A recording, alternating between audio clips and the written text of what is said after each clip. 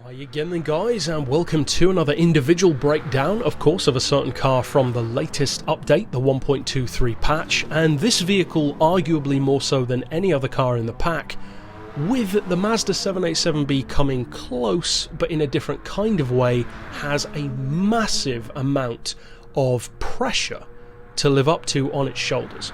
Because with the Mazda, of course, it has a huge amount of community love, but at the same time, most of those people who adore the 787B will probably love it no matter what.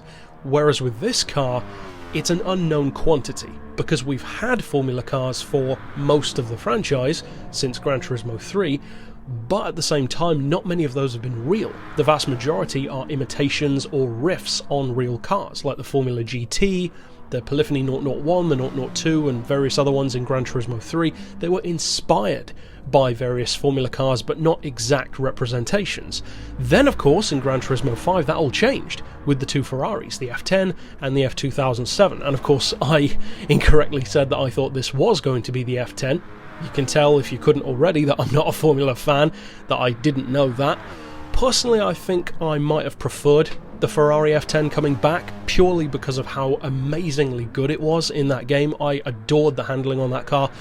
Now, this is a completely different situation, and partially that may be due to some perhaps glitchiness in the game. A lot of people have given feedback on the channel, doubtless on forums and various other videos as well, that the car sounds kind of strange and it performs in kind of a strange way. Now maybe it should do that, because Hamilton himself seems very pleased with the car in the game. He said that it looks and feels exactly like his real car did, or close enough, you know, as close as you can get in a game.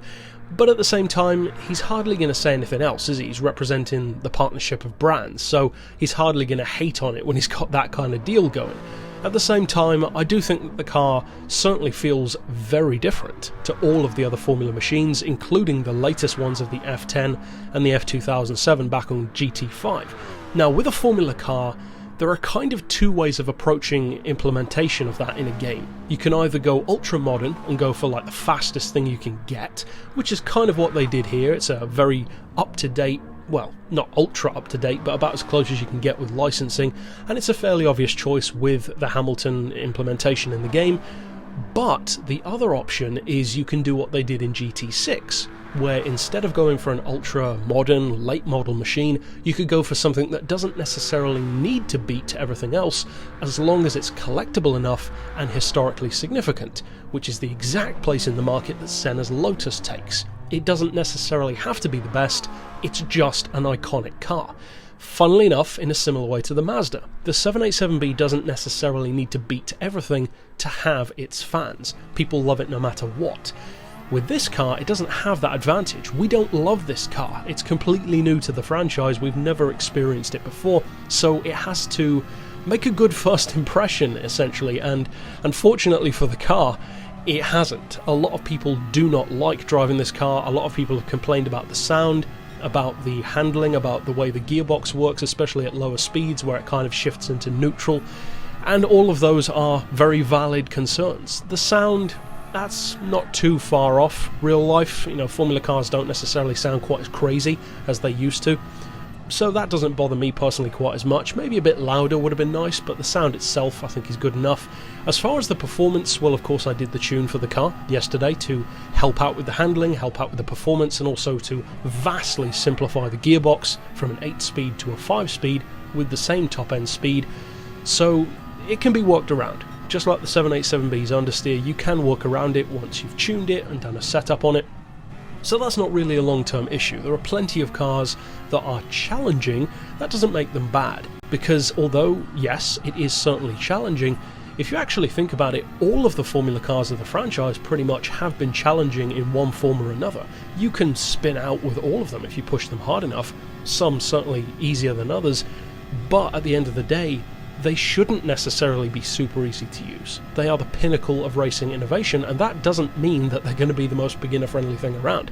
Of course not. Now, there is an extreme, and of course, you don't want to jump from one end of the spectrum completely to the other and have an undrivable car.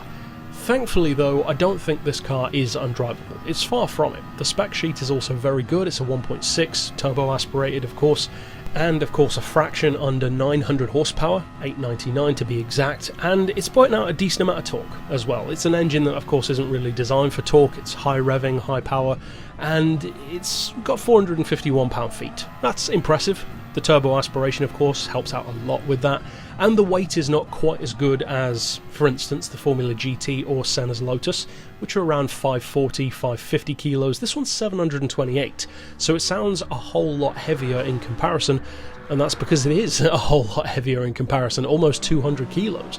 In fact, the ironic thing is, this car's weight now is actually not far off what the Peugeot 905 was, 750 kilos.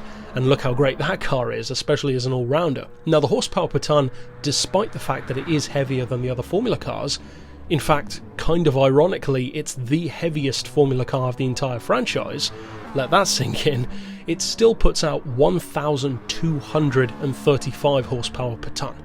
So it's not exactly suffering as far as the power to weight goes. That's over 1.2 horsepower for every kilo of its weight, which is better than most superbikes.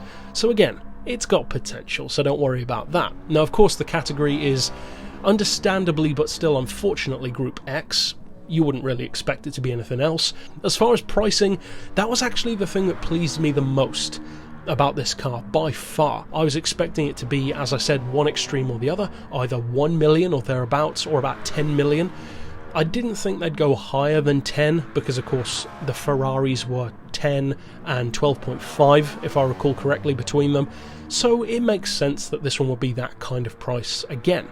Which, to be clear, I would have actually been completely fine with. It is that caliber of car, so I would have no problem paying 10 million for it. Then again, I'm also the guy who wouldn't mind paying 10 million if the Ford Model T came back, for completely opposite reasons. Again, collector's value. However, 2 million credits, which is what the car costs, is very cool, and I would say that the biggest disadvantage for me, and I did of course touch on this in my overall review for the pack, or for the update, is that of course we can't paint it. You cannot paint the car and you cannot change the livery, and depending on which one you choose, you're either stuck with Hamilton's livery, which doesn't look bad but it's kind of bland, or you can choose the coloured version but then you can never change the colour again.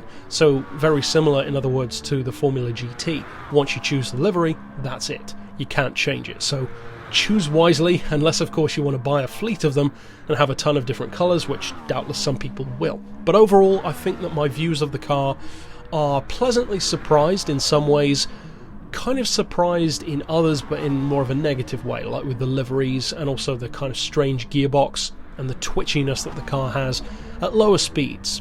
But again, Formula cars are twitchy, so it's nothing that you can't really get around once you just learn how to use it. You should view the car not as an enemy or an overwhelming challenge, but view it as a new tool that you need to learn how to use, because I guarantee when you do put the time into learning how to use it, it will reward you. It's an extremely fast car. So if you haven't checked it out, I would say it's worth buying. Just pick which one you go for carefully. And that's it for this pick. So of course, I'll see you guys next time, and for now, as always, thanks for watching.